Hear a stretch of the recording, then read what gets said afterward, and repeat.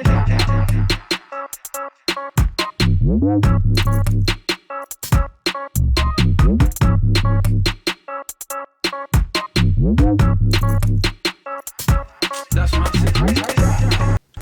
good to hear that theme again. Hey guys, I'm Sai. Welcome to Ace Podcast Nation, the home of our new cricket series, The State of Play. This is episode number 5. It feels like it's been weeks since we recorded a show. The last one we did was when we had Adam Hollyoak join us. But we're back to the OG trio this evening. The show is available in video format, youtube.com/Ace Podcast Nation, and you can get the audio version at all the usual podcast and radio platforms. The links to everything will be in the description. It'll also go up on Facebook at a later date with clips on social media. You can follow the show on Instagram and Twitter at stateofplay_. I think I might have got that wrong. Ace Podcast Nation, of course, home to many shows and series featuring top guests, expert analysts and more on a variety of subjects from MMA, football, cricket, mental health and more. Speaking of those expert analysts and top guests, first we have West Indian batsman, still in the Caribbean at the moment for the CPL, Mr. Kieran Powell. How are you, my friend? I'm alright, how are you? Good, mate. Like I say, it feels like we haven't done one for like months, but I think it was actually 2 weeks or 3 weeks ago, so it's not as long. But there's been a lot of cricket since. Globally. And of course, joining us, we have former Glamorgan bowler, Mr. Nye Norman. How goes it, my friend? Good, thanks. What are you? Right then, because it's been a few weeks, we have got loads to speak about. So get straight into it. So first of all, I think we'll start with the CPL, Kieran. What's the experience been like out there? Because I assume it's been a bit of a weird one. Yeah, it's a bit unique. The whole biosecure bubble situation. When we got to Trinidad, we weren't allowed to enter the airport, so we literally got off the plane and straight onto buses, and they took our bags and sanitized them directly on the ground as we got off the plane, and then again before we got into the hotel. Once we entered the hotel, they sort of had everything prearranged in terms of the routes that you can walk and stuff to get your check-in information. Not normal check-in process with front desk or anything. You just go to a station, collect your keys for your rooms, and we had to quarantine in our room for 14 days. So the first 7 days we weren't allowed to leave the room at all, which was it was quite difficult. Yes, getting a bit crazy at the end there. So literally they just dropped off meals at your door at set times. They'd put a menu on your tray, so you'd tick off what you'd want for the following day as well. So breakfast, lunch, and dinner. And then after the first 7 days, you're allowed to start moving about the hotel in groups of 4 per team, and you're allocated certain spots. So, like some days you were given access to the gym. Some days you're given access to the pool. Some days you're given access to the tennis court to do a bit of like throwdowns and that sort of stuff. Again, I guess probably not what you want going into a major franchise tournament, but I guess in terms of health and safety, it's a small price to pay for, I guess, the bigger picture, which is your life. But after that, everything, I guess, sort of went okay. As well as it could go, I guess, given the circumstances. Obviously not allowed to leave the hotel at any point in time unless it's going to practice or to the matches for health and safety reasons, because there's been COVID spikes within Trinidad and Tobago. But they've kept the hotel basically isolated to the players and CPL officials. So I mean,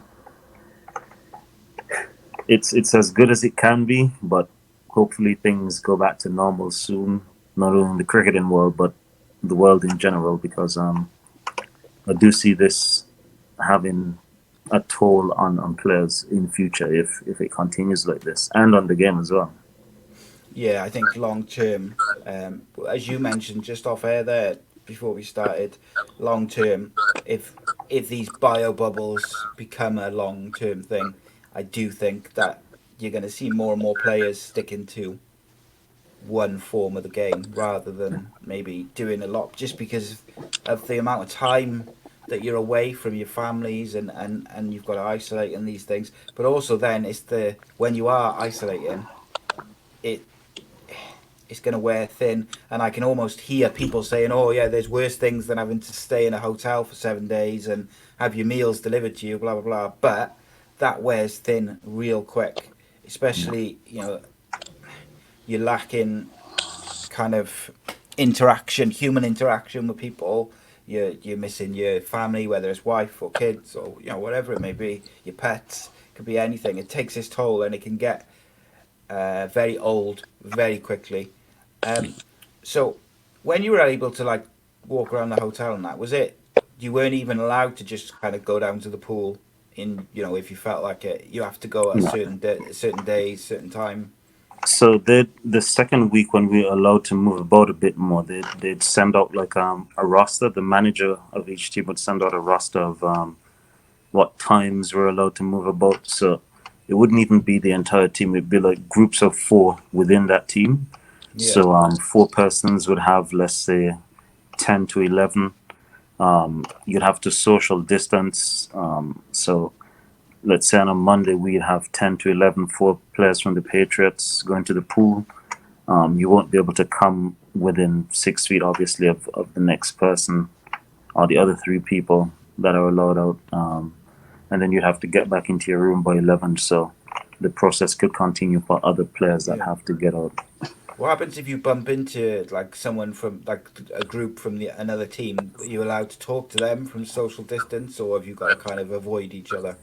Well, the way they planned it, that wasn't gonna happen because, as They I said, completely if separate it for yeah, everyone. so if one team was allocated to go to the gym, a next team would be allocated to go to the tennis court, and the next team to the pool. So it'd be sending people in different directions at all points in time, and using different entrance and exit routes as well, so that you won't cross paths with anyone, to mitigate any chances of anything happening, I guess. Yeah, no, it does sound brutal, mate, doesn't it? And we're going to talk about Josh Butler on the pitch and everything in a bit. But obviously, the second that England had the Australian series tied up, he requested to go home because he's been in that bio bubble for it must feel like half a year to him, but he's been in there a good couple of months. Can you imagine that getting old quick? Yeah, if you've got a young family as well, I think he's got a young baby. Spending time. He's only so much PlayStation and FIFA and all these type of things. Zoom One calls man and can stuff, innit? exactly. It just gets repetitive. So yeah, I don't blame him. Like you said, the Australia 2020 series was won. Doesn't need to play the last game. Can I go out? Yeah, straight back to see the family. And I think he's got to jet off again in, well, what's it now? 24th of September to go to the IPL. Yeah, So and I'm glad that there seems to have been no kind of question about it. They seem to have said, yeah, go, which is good, because I'd like to think that they realise how difficult it's been for the players. And we saw, like we discussed previously with Jofra Archer early on in the bubble, broke the bubble. We've seen 2 footballers from the England squad, even though it was the first time they'd ever been called up for their country, they found it so difficult that they ended up going to see some Icelandic girls in a different hotel, and it is difficult. Like, I'm not disputing that. I think in those 2 footballers' point of view, I think it's a massive error in judgment. They've got to suck it up and play PlayStation, or they've got to do something, especially when it's your first trip with your country at a young age. You can't be doing what they did. Okay, so on the pitch, Key, how's the CPL been? Have anyone stood out for you, and what's your experience been? I don't think necessarily I expected anything different. Obviously, coming out of lockdown, bowlers are gonna adjust quicker than batters will, because batters need time, practice, preparation. etc.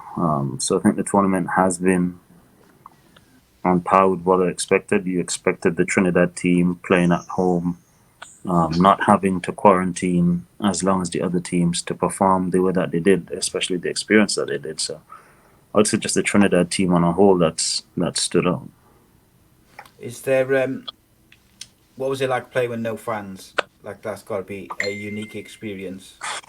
Um, it's an interesting situation that because again you find guys that play 4-day cricket domestically or test match cricket, you generally don't get many fans in anyway these days. Cricket's gone online, so I think it would have been probably a bit more difficult for just genuine T20 alone players Yeah. that are used to that type of crowd environment. It is unique having to go and fetch a ball from the 16th row when someone hits a big six. So Yeah. it's just different challenges. But I mean, ultimately, we're competitors, and it could be 100,000 or one person in the stand. You're playing for Yeah. your pride, and you have to You want to win? put on a good show and try and win at the end of the day. Yeah, that's it. I think, and then now at the end of the day, I'd say 99.9% of people who've ever played cricket, they've played cricket throughout the years, growing up with no fans. So I think in Yeah. some ways it's slightly different to other sports, whereby a lot of the time you can have crowds from the sort of academy teams up, whereas cricketers are used to playing, used to being able to hear, be able to communicate with the other players and stuff like that. So I don't think that is too much of an issue. The getting the ball from the stands, I think, is quite unique. I laughed watching some of the Australian players get the ball from A Butler, car and back practically. they did not like it one bit. There was one. No. Who was it? I forget. His name will come to me in a minute. Kane Kane Richardson. Richardson. Kane Richardson had to go and get one of Josh Butler's sixes the other day, and it was like 7 or 8 rows up, and he did not look pleased. Well, But think of it. Andre Russell hit a few balls out of the stadium a few days ago. So thankfully, when that happens, you don't have to retrieve it. They just get new balls, or the game Yeah. would be on pause forever the way he hits it. so what's next for you, Key, in terms of cricket?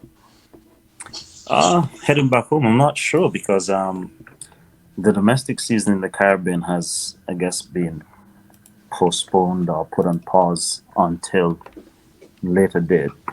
So that normally starts in November, but I don't think there's going to be any form of cricket in the Caribbean before January, February, from what I'm understanding. But the West Indies have a tour of New Zealand in November, and they're taking something like 43 players, from what I've heard, because you're not allowed net bowlers, and they're taking an A team and a T20 team and extended squads, and so Yeah. we'll see. But I mean, it's going to be expensive traveling for international teams now with such extended squads. I mean, you're going to have you have to take your own net bowlers for one, but you have to take extra players on a whole because of the situation. You can't just fly guys out to countries now anyway if someone gets injured. So you need guys to be in the country who have quarantined and up to speed and ready to play if anything happens. Yeah, it's almost like the not knowing where what's going to happen and where things are going to go over the next year. It's difficult, isn't it? It's kind of one of those things which is out of everyone's hands. Even the people who are making the plans for the tournaments, the games, the fixtures, the tours, it's kind of even out of their hands to a certain extent, because you just don't know if there's going to be like another lockdown, if it's going to spike again, if there's going to be more restrictions, if the restrictions and the regulations are going to be tightened, loosened. It's very difficult at the moment. Naya, just quickly, have you played any cricket recently yourself? Yeah, mate, I've been playing every Saturday in the Premier League down here, so that's gone pretty well, to be Any fair. wickets? I haven't really bowled much this season, to be honest, but I've got a few runs, got 98 and a couple of other 50s, so Yeah, it's been all right. Not too bad.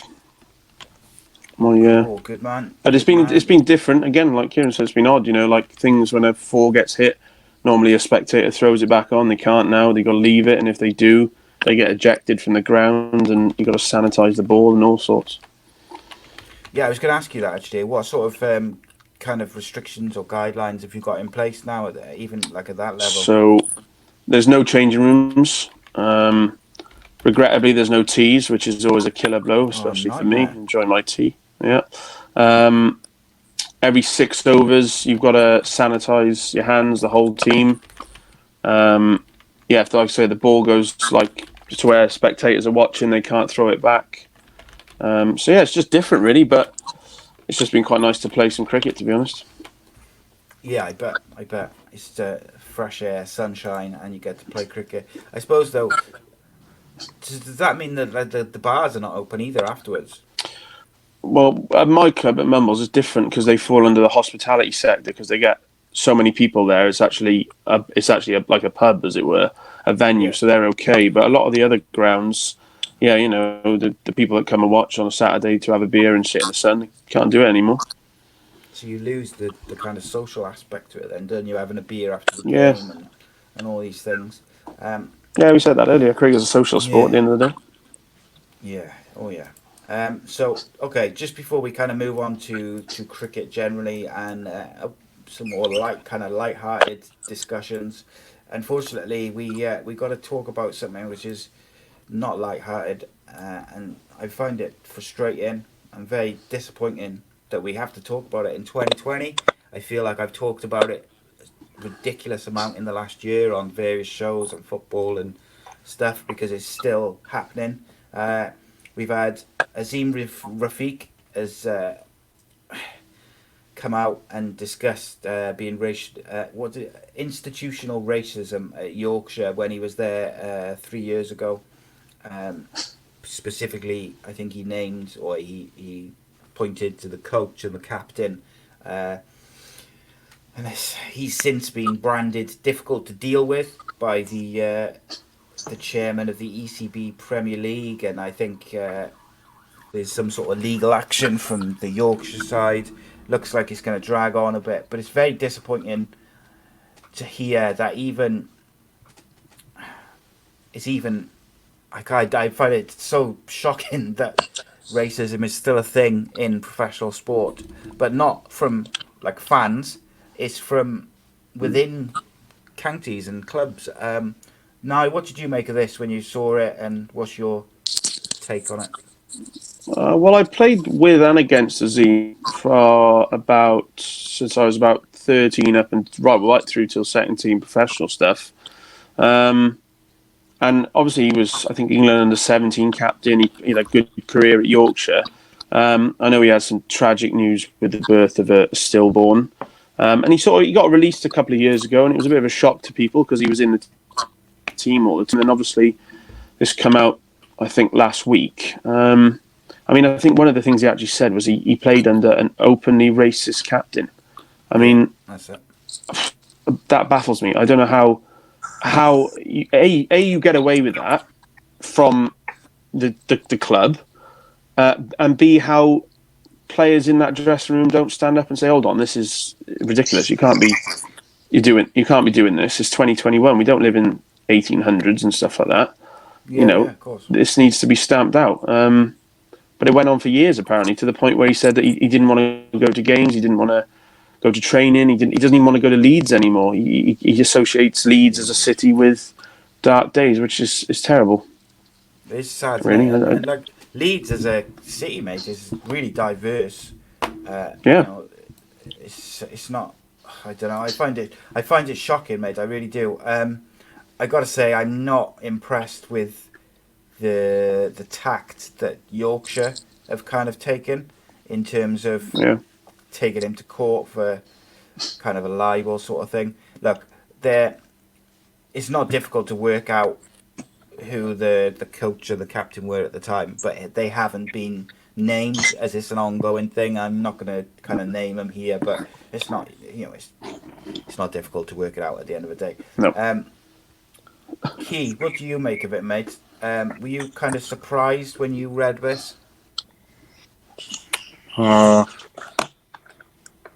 Not really, because guys always say things that they think are funny, or they deem as funny, I guess. Um, if you put the shoe on the other foot, would they see it as funny? I'm not necessarily sure, but I think Dan Christian as well came out and said something similar in Australian cricket. But the thing that I don't understand is why people say that they need to be educated Yeah. on dealing with I've never someone. understood that, mate.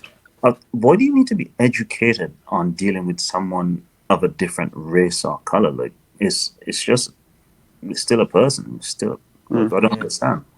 So I mean, people find excuses, or they try and validate themselves in the best way that they can when things like this pop up. But it just doesn't make any sense to me at all.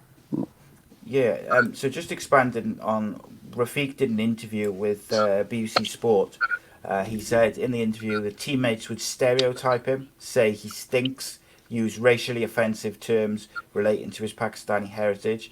The former under-19 captain also indicated that he had reported a specific individual to the director of cricket, Martin Moxon, and coach Andrew Gale in 2017, and he claimed he departed the meeting with Moxon in tears the following summer. On his first day back to work after his son was born stillborn in May 2018, the first thing they did was give him a dressing down. It doesn't say what the dressing down was about, so I don't know. It does say. It says he couldn't believe it. He said that, but they basically told him he had a bad attitude. That the club had done a lot of work for him. They knew about his personal situation, or they told him that they knew about the personal situation, but his attitude wasn't right. Like that in itself, to me, is absolutely shocking. That you would treat someone on their first day back to work after such a tragic occurrence. That boggles my mind. I don't know what you feel about that, Nye, but like, I don't know whether it's because I'm a father myself and I kind of, I don't even think it's that. I think it's just a human being, mate. Yes, humanity, innit? People have lost empathy. I'm telling you, I don't understand it at all. But I what do you think- make of that? I mean, I know Martin Moxon. I know his daughter. I know him as that shocked me because Martin Moxon, every time I've dealt with him, has been nothing but a nice person. And again, there's always two sides to a story. There's always two sides to a story. But it doesn't paint Yorkshire Cricket Club in a great light whatsoever. To me, if again, I'm not a father. Hopefully, I will be one day. But if my future child was born still, imagine what place you'd be in mentally. You might be a bit hard to deal with. You might be late. Sure. You might not turn up to training. You need a bit of slack. I mean, obviously, Be distracted, you can't be going. Yeah, he can't be going proper off the rails. At the end of the day, he has a job to do, but there needs to be some flexibility. Support. It's not an everyday support. But then going back to what Kieran said about being educated, okay, so why aren't these people educated about what it's like to have a child who's a stillborn and what Azim Rafiq's going through? Yeah, and let's be honest, mate. These days, people are a lot more switched on regards to mental health as well. So why when on his first day back, for me, if I was a boss of someone, my first thing would be about offering them support. Do you need counselling? Is there anything we can do? Not any sort of kind of dressing down or sort of performance review or anything even remotely like that. Now, obviously, just to clarify, when me and Nye there said there's two sides to each to every story, we're specifically referring to the Martin Moxon and the kind of the day Rafiq has come back. We're not referring to the basically casual racism which seems to have been going on in the changing room or around the team. Like, to me, if there was anything remotely untrue about his story, you'd have numerous players coming out on social media saying that didn't happen, because they would want to protect the club, they would want to protect themselves as members of that team during that period. I would think anyway. Do you know what I mean? Like if I was a member Yeah. of that team, and one of the players come out and made a load of untrue allegations of racism or whatever, serious stuff, disgusting stuff, the first thing I would do is I'd say, well, that didn't happen, Yeah. because I'd want to defend myself, I'd want to defend the team, and it seems to have been a pretty much deafening silence. So yeah, Kieran, you mentioned Dan Christian. So he's basically, I don't know whether do you think this has come around because of the Azim Rafiq stuff? So he's kind of seen that, and then he's shone a light on his experiences. I don't know whether it's two separate things. They just happened to come out quite close together. But he's basically said that there's an issue with casual racism within Australian cricket. It's been allowed to fester through, his words were, lack of adequate cultural awareness, education for players, support staff and officials over the last 2 decades. As we just said, I don't really understand the need for education. Like, to not be a bit of a tit to people is general, like, common sense. But when you casual racism, I don't understand it. I really don't. And I don't understand why people need to be educated. But it's clearly going on. You know, like, this is two different parts of the world. Like, you couldn't be further away in many respects in Australia and England, but they are quite similar cultures. But there's clearly an issue there. It's clearly going on.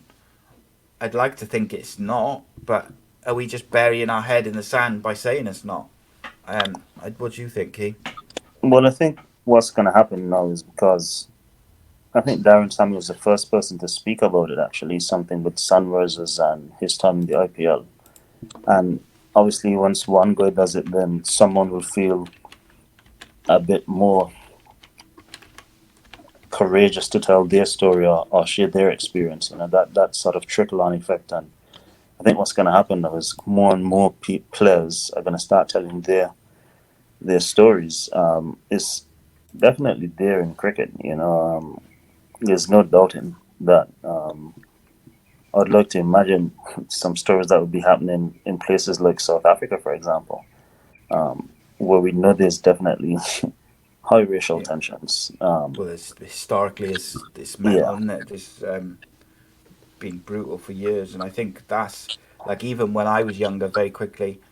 So when I was, like, in first year of high school, we had a boy and an older brother who came out. They were from South Africa and they lived in South Africa all their life, and they came over, and some of the stories they told us, and like, you're talking late 90s then, so it was like quite not at its peak, but it was, you know, quite high. And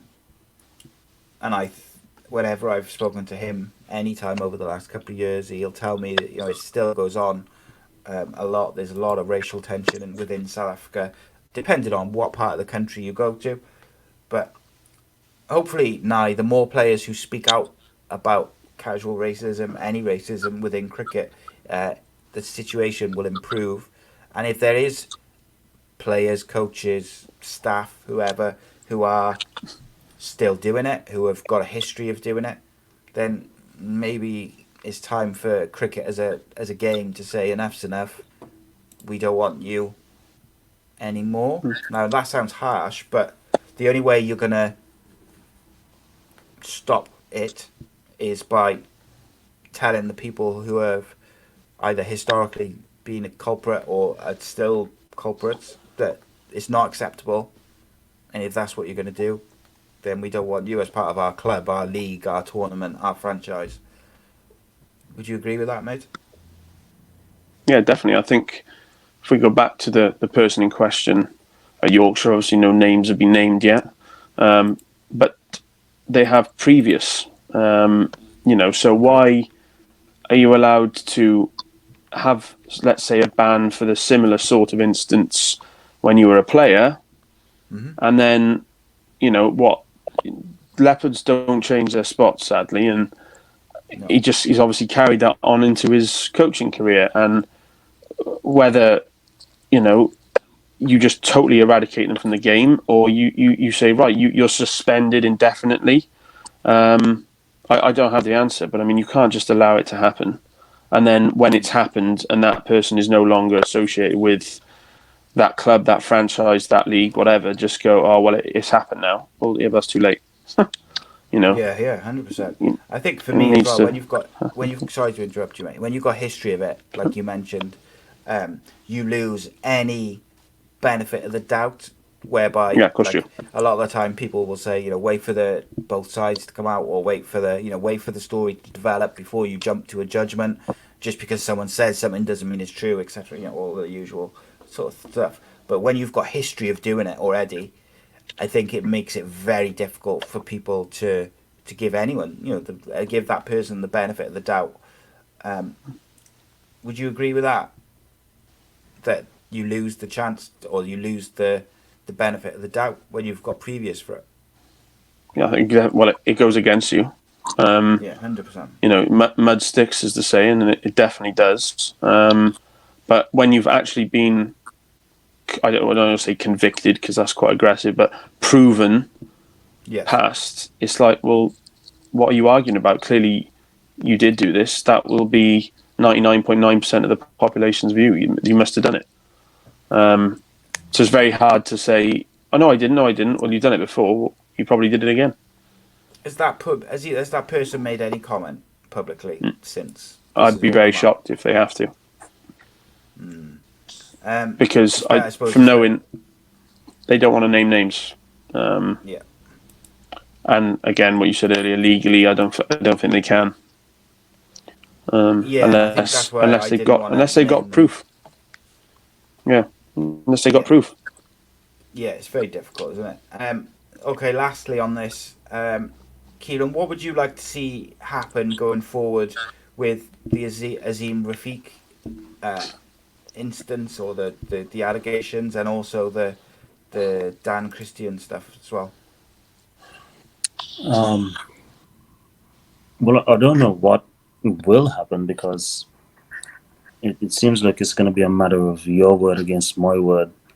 It's just going to get thrown out and nothing's going to happen. But what I would like to see happen is once these things are reported and investigated on the spot, obviously there should be some sort of penalty, whether it's a ban and community work, going into the community and starting to work with people of color or different ethnic groupings, whatever the situation is. I remember there's a situation with Safras Ahmed calling, I think, Adilo Filaquilo or whatever his name is, from South Africa, some sort of racial job as well, and getting suspended from a few international matches because of that. So there needs to be some sort of repercussion for these actions. It's Yeah, 100%. it's distasteful, really. Yeah, it's distasteful at best, mate. I gotta say, cricket as a whole, and this is the last thing I'll kind of close with now. Cricket as a whole has got to learn from football, in by when these racial behaviours, if they're proven, the people who've perpetrated them have got to be punished severely, not given kind of piss poor, pathetic bans and fines which make absolutely no difference to them whatsoever. Because that's what football has done for years, and that's why we are still talking about it every single season, whether it's with the countries for their fans' behaviour, or it's people like John Terry who was kind of proven to say something and they didn't do anything really. You've got to make a statement. So the first time you have an allegation which is proven racism, you make a statement with the ban and the fine and the punishment, so that says to everyone in the world that it's not acceptable, and we won't stand by and accept it and go along with it. Just a quick update on the England versus Australia game. Australia are 112 for 5. They need 34 from 5 overs. So looks like they'll probably do it, I think. But we'll see. Rashid's taken 3 wickets. Okay, so we had Bob Willis Trophy. There was Gloucestershire versus Northamptonshire was abandoned after a Northants squad member tested positive for COVID-19 mid-match. The game was called off. Not much you can do about that in terms of saving the game. It's got to go, hasn't it? Once one of those playing squad now, do you think? 100%. Can't jeopardise people's health. No. It's got to go, and I appreciate the lengths they're going to get the county season up and running and some sort of league and tournament and everything for this season, but you cannot take any risks. So as soon as that player, I don't think they've named the player as of now, but as soon as the player's been tested positive, you've got to. I was surprised actually it took them a few hours to call it off. I was surprised how long it took them to call it off. I felt like it should have been almost instant, but I suppose there's protocols to follow. Do you agree with that, Key? Had to go straight away? Yeah, 100%. It'd be interesting to see what happens if it happens in an international match, because obviously, they're in a bubble. Accounting matches, guys, I guess they're allowed to go back home, or they're still mingling with the general public. So I guess international matches have that bit much more protection. But what I did find interesting is that so many of the PSG players tested positive for COVID after the Champions League final as well. So it's going to be interesting. These bubbles are not foolproof for these sporting events. Nope. It never will be, because people that work in the bubbles still go home at the end of the day and come back in, and then they handle your clothes, your laundry, your food, and all that stuff. So. Yeah, it's I appreciate all these different organisations, whether it's UEFA, FIFA, the FA, the ECB, the CPL. People they're doing the best they can in extraordinary circumstances, and as long as these organisations are doing the best they can to keep the players, the staff, everyone safe. Ultimately, if you want professional sport to keep going during this time, that's what you've got to do. Sadly, it's the world we're in at the moment. On to I was just having a quick look to see if the Bob Willis Trophy matches, if the players go into a bubble. No, they don't. I can't find anything which says. I wondered whether they maybe go into just a 7-day bubble for the game and a couple of days either side, but nothing. Which has surprised me, I got to say, because I thought they might do like a day or two either side at least. But there we go. On to some more kind of positive discussions. James Anderson became the first fast bowler to take 600 test wickets. I think it was our first show, maybe our second show. I questioned whether he should be in the test side. Don't I look stupid? But that's happened a couple of times over recent years, whether people have questioned, is he too old? Is it time for him to go? Now, as a cricket fan, and an England cricket fan, tell us just how good is James Anderson and some of your kind of favourite moments or memories or whatever of the man. Well, he's the best bowler I've seen. I think it's probably, statistically, definitely played to take 600 wickets, not just to take those wickets, but to play 150 test matches for a fast bowler is amazing. I think he's 37. He's still bowling 85 mile an hour as well. That's the amazing part. And he just takes wickets for fun. I mean, Kieran will tell you what he's like to face. I only played against him once in a 40 over game white ball, and that's different. But in a test match, when he can swing it both ways at 85 mile an hour, that's why he's taken 600 odd wickets, and I think he'll take more. Oh, really, 100%. I think what England should do though with him, I think we discussed this previously as well, about bringing in the next generation of bowlers to bowl alongside him and to be in squads alongside him, to blood them and to learn from him, but also manage his body. He doesn't need to play every test. He doesn't need to go, say, to a tour to India, really. I don't think. I think ultimately in India, for your pace bowlers, you're probably looking more to get the faster bowlers out there rather than the ones who are going to swing it. Just my personal opinion. So I'd probably leave him at home. and I think that's one thing England have done a bit better in recent years is they've picked squads for certain tours, maybe instead of just picking the same squad basically every tour. Kieran, have you ever played against Jimmy Anderson? A few times, yeah. What was your experience of him? Smash him difficult. all around the park? Difficult, like every other batsman can that's face him. No, obviously, to get to 600 Test wickets, major achievement. I don't think it will be done again by a fast bowler unless it's Stuart Broad, depending on how long he goes. But that's probably another year. Well, with the COVID, I think that's probably another 2.5 years out for Stuart Broad, because cricket isn't going to be as often as we'd like it to be in this current global climate. Yeah. Having Courtney Walsh as one of our coaches here with the Patriots, a fast bowler that has taken 500 Test wickets, just to look at how he operates, and look, you can see the wear and tear fast bowling has on your body for that length of time. Obviously, still sprightly, still moving around well. But for me, the bigger achievement is the amount of Test matches that James Anderson has managed to play. 160 something. Yeah, 160 something, I think. Wow. Very close to it. That's basically 3 international careers when you look at it. He could give. Do either of you know what the record is for Sachin Tendulkar, 200 Test matches. And he's a batter as well. Yeah. I actually played in Sachin Tendulkar's 200th Test match. Did you?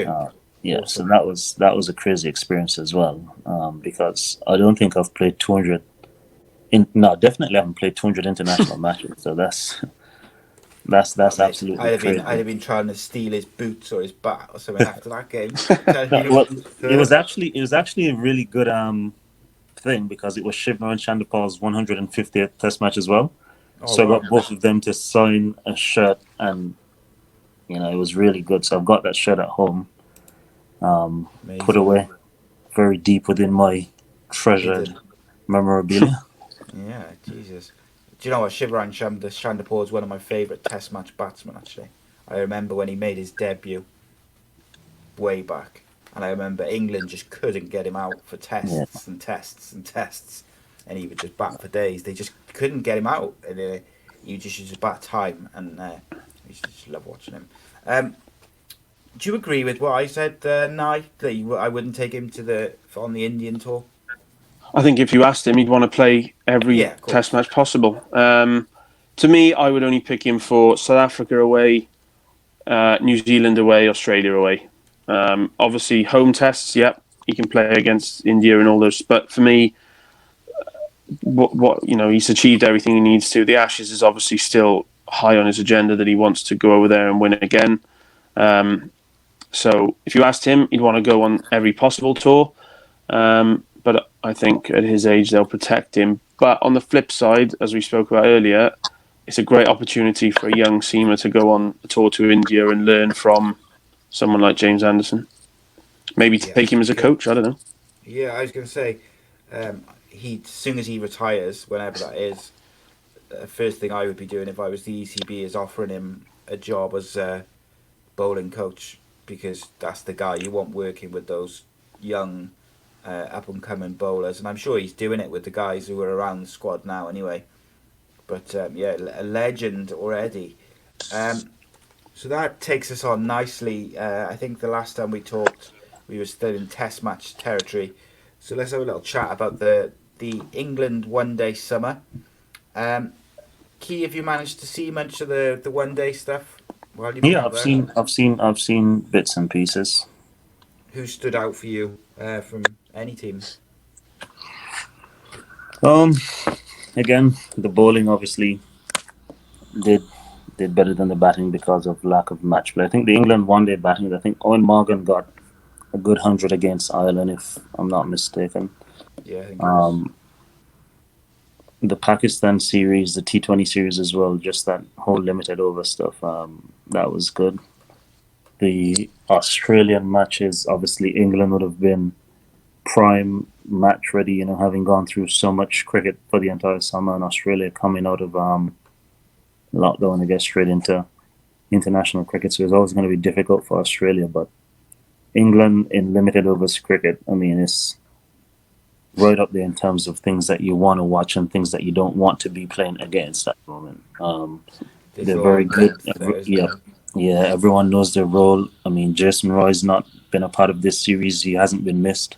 Stokes. No. Stokes Stokes. hasn't Yeah. been missed.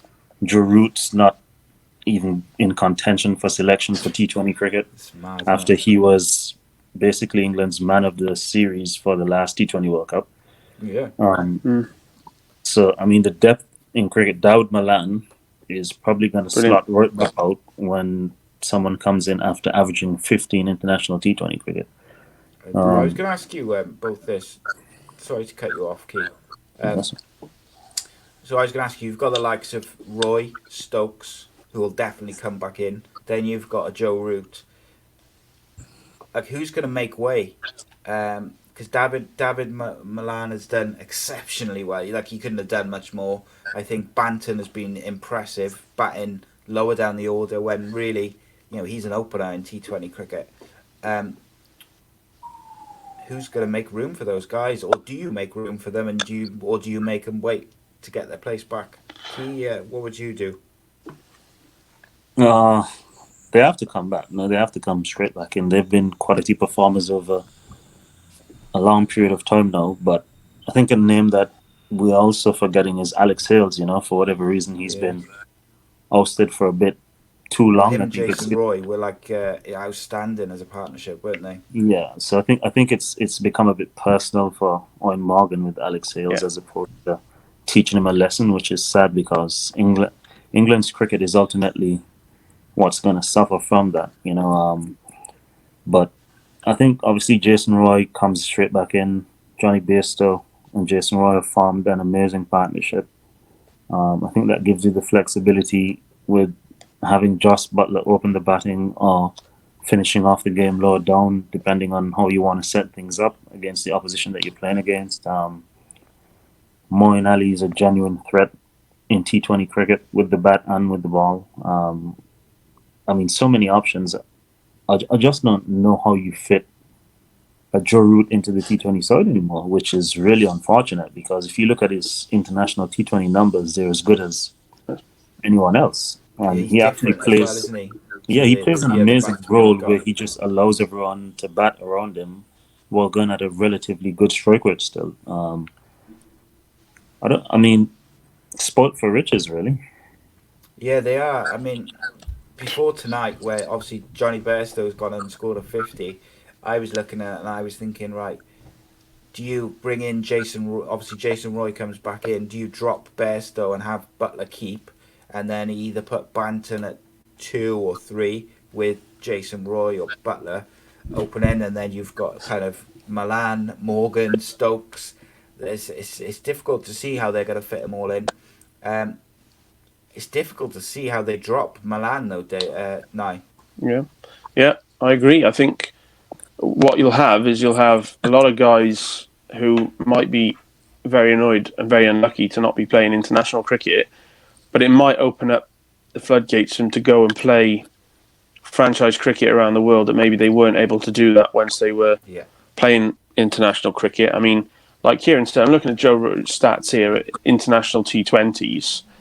He averages 38 at a strike rate of 136. I mean, like, that's quality. Incredible. But he probably, I'll be very surprised if he plays again. Yeah, I can't see him playing in the foreseeable future. Like, what I always like about his T20 players, you'll have like the likes of Root and Butler and Stokes or whoever be smashing it all around. And Root kind of plays proper cricket shots, but scores at the very least the run a ball all the time. He'll always be rotating the strike, and he just manoeuvres the ball around. And I think that complements the likes of the names I just mentioned. But like, and then when you look at the bowling, like you've got like guys like David Willey, not even anywhere near the squad because they've got so much depth. Who has stood out for you, Nye, in over England's or the one-day summer, shall we say? Joss Butler being brilliant with the bat. Adil Rashid, fantastic one-day spin bowler. I think that those two. For England. No, he should be in that test squad. No. I know they tried to bring him back a few years ago. Not that it went badly or anything, but I think he knows his role. He'll play every one-day game, every T20 game for England. And like we said before on different shows, there's nothing wrong with specialising in a specific category. And I think he's probably... I'd love to... I don't know, but I reckon he's probably the leading spinner in one-day cricket in the world. I'd put a bit of money on that. I don't know, but I would say he would be. Yeah, I think maybe the Yadav might be ahead of him actually from India. It was interesting that England brought Buttler over to the T20s for the Australian games, and I think he was the only one, wasn't he? Or Archer as well came over, didn't he? Yeah. From the test bubble, if you like. Look, Jos Buttler, he had a rocky start to the Test series, and then he finished with the bat really, really well. And then on the back of his 150 odd, he made that unbelievable catch down the leg side. But his keeping was called into question again.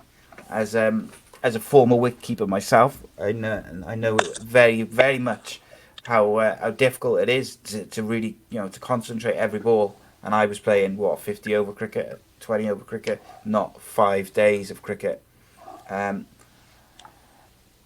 Now, do you think his keeping is that much of as much of a worry as people have made it out to, or do you just think he had a rocky couple of games beyond the stumps and ultimately he showed what he can do? Yeah, you can't not play him. I think everyone has a bad couple of games now and again. You drop catches. People drop catches all the time. It might look slightly worse if you're a keeper, but that happens. I mean, I think Ben Foakes is a better wicket keeper, but I think as an all-round package, it's pretty hard to not pick Jos Buttler at the moment, especially.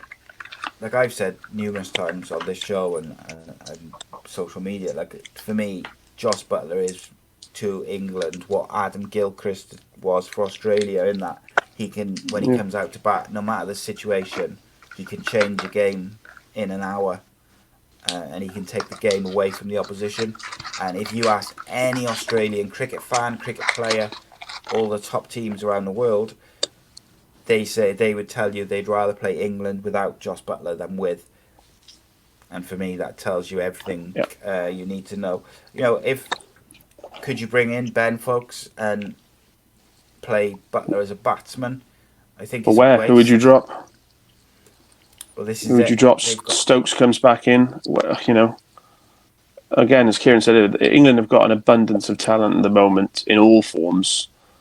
That if England are number one in all forms of the game in 2 years' time, I think England would classify that as a disappointment, to be honest. Yeah, I think so. When you look at the young talent coming through as well, people like Banton showed a glimpse of how good he is. And look, Banton's been doing it on the domestic T20 scene for the last couple of years, but obviously he showed it when the other day in the game that was it called off, I think, I can't remember, but he scored like 70 odd, didn't he? I think it would be a disappointment because when you combine the already established world-class stars they've got, like your Root, your Stokes, etc., then you've got guys like Burns and Sibley who are doing very, very well. Then you've got younger guys like Zach Crawley coming into the Test side and doing well. Jos Buttler's in form. And then you've got all the guys who are not getting in. Then you go same with the one-dayers. So I agree with that. Yeah. Okay. I got to mention, Keed, I don't know if you saw it. Did either one of you see Jos Buttler's review for an LBW? He really pushed for it. And it was... just come off the middle. It was just forward defensive. Adil Rashid bowled forward defensive, middle of the bat, and no one really appealed. Buttler appealed like really loudly, and then people joined in, and he was all for the review. And yes, let's just say it wasn't a good review. They were all kind of laughing. Have you seen a worse review than that, Key? Uh, I've seen some bad ones. I didn't see this one, but I've seen some howlers. When you're on the field and you need a wicket, you can convince yourself of anything at that point in time. So I can understand. Have you seen worse reviews than that? Now I'm going to bring it up now so Kieran can have a look. There were some bad ones by Jason Holder at the end of an innings when England were whacking it at Old Trafford, but it was just to waste time, I think. Yeah. Okay. Right. So, I'm going to show you this now. I'm going to have to show you quick so it doesn't get copyrighted. Okay. Hang on. Give me a sec, and then we'll have a little look. And you tell me whether you would have reviewed this. Ready, Key? Well, I think that's actually more Adil Rashid's fault than Josh Butler's fault, isn't it? Jeez, it looks so bad on the slow. That's definitely Adil Rashid's fault. As a wicketkeeper, 100%. I say that's out. No, Yeah. Adil Rashid. Why didn't Adil Rashid just say, "Nah, mate, he's middled that"? It's bizarre, but yeah, it's not a good review. Not a good review at all. Did anyone stand out for you, Nye, from the other team, the Pakistan team in the one dayers? I thought I forget his name, the young fast bowler. I thought looked really good. Looked like he had something really the good. left about him. armour, Shaheen Afridi, I think was quality. Yeah, and him as well. Yeah, both of them. Well, they 19 and 17 between them, and they both bowl 90 mile an hour. That's amazing. So- Is he 17? Apparently, yeah. Jeez. I'm getting old, man, to tell And you. Yeah, I know. I know. Nearly 30 now. Yeah. But no, that was no. I thought he was really good. I tell you, who I like watching is Adam Zampa. I think he could be something quite good, particularly in the one-day cricket. He took a bit of a pasting off Butler, which a lot of bowlers can say that Can happen. in T20 game. It's difficult, isn't it? Like as a bowler generally, but I think spin bowlers in T20, Kieran, you'll be able to tell us more than most. Like you target the spin bowlers, don't you? You've got a vendetta against spin bowlers. Well, I think you target anything coming back into you. Yeah. But Butler and those guys, I think they just target anything full stop. But I think Zampa's done a pretty good job in the series. If you could get 2 for 30, 3 for 30 every match, It's good effort. name of the game is wickets. That's a great effort. I think a captain will take 3 for 30 over 4 of us for 15 runs with no wickets most days because you're making inroads into the opposition. But for me, the guy that stood out, I just absolutely love watching Babar Azam bat. Like it's quality. Beautiful to watch, man. Yeah. And yeah, I agree with you on Zampa. And I think Rashid is the same. Rashid can sometimes be expensive, but he very rarely doesn't get wickets. And he tends to get wickets at the important times. And that's their job. Exactly. Yeah, I was a big fan of Adam Zampa. He's almost like a bowling version of Steve Smith. He's got a few eccentric traits about him. But yeah, I enjoyed his work and I thought he was really good. I thought in the second T20 versus Australia, I thought Aaron Finch got his tactics wrong in the field. He kind of, when Butler and Milan got going, he just got a bit. Yeah, he just got him wrong. Got the bowlers wrong. Okay. Now I know your battery's running low, mate, so we'll go quick. IPL to finish. Pat Cummins went for massive money, surpassing what Ben Stokes went for in 2017. I was surprised by some of the players who were unsold. Key, we had Jason Holder unsold, Guptill unsold, Southey, Mark Wood, Zaire Khan, Adam Zampa, all unsold. Are you surprised by some of those names not going in the auction? Well, not really. I think those are all guys that have been to the IPL before, and IPL is a pretty tough scouting ground and cookie to crack. You don't get many opportunities, so when you do get an opportunity, you have to really make a good go at it, have a good fest of it, or else you could find yourself on the outs. And I think that's probably what's happened to those names. Not saying that they're not all quality players, because they are, Yeah. but I mean, the IPL is, I guess, the toughest competition in the world apart from World Cups. Yeah, 100%. I think. Is there anyone you're looking forward to, Nye, from the IPL? Looking forward to seeing perform? The normal characters, really, Kohli, people like that. Always look forward to watching those guys play. So that's the best players in the best tournaments. So it's always going to be entertaining, I think. What channel is it on in the UK this year? Sky, I think. Is it Sky or BT? Or BT? Sky or BT, Yeah. one of the two. Be nice if they could stick it on BBC. Like I've enjoyed having cricket back on BBC. I got to be honest. It's been kind of cool. Okay, that's about everything I wanted to cover. I think Australia needs 3 off 9. They've probably won by now. Yeah, Australia. Yeah, they've just done it now. Yeah, see, England struggle without. They brought Denley in, did they? Is that he did all right for Butler? Yeah, he did all right. Scored 29, did he? Yes. Yeah. So 2-1, England won the series. Good summer all round for England, I think. Nigel, do you think they done quite well? Yeah, they take that from from no practice. Good summer, successful. Indeed. So we look forward to the next one. Obviously, on the next show, I think we're going to have a guest. We've got a couple of really good ones lined up through the 3 of us. So we're looking forward to that. We've got an Australian lined up. We've got a South African, I think, and an Englishman or 2. So we've got plenty of. I'm sure we'll have some more West Indians on, Kieran. Yep. You'll sort that out, won't you, mate? So yeah, we've got lots of good guests coming on, and there won't be such a big gap now between this and the next show. So we'll have a show with a guest on in the next week or 2. Guys, thanks for watching, downloading, subscribe, youtube.com/Ace Podcast Nation. Best way to support the channel. And give us a follow on social media at @stateofplay_. And Kieran, what's your social media very quickly? Official Kieran Paul. There you go. And Naya, yours is, what is it? You'll have to remember. Mr. Bean 1927. Always. Give us a follow. Get talking about cricket and the like. Guys, thanks for joining us. Naya, pleasure, my friend, again. Kieran, no problem. Good time. No, just. We will see you for the next episode of State of Play.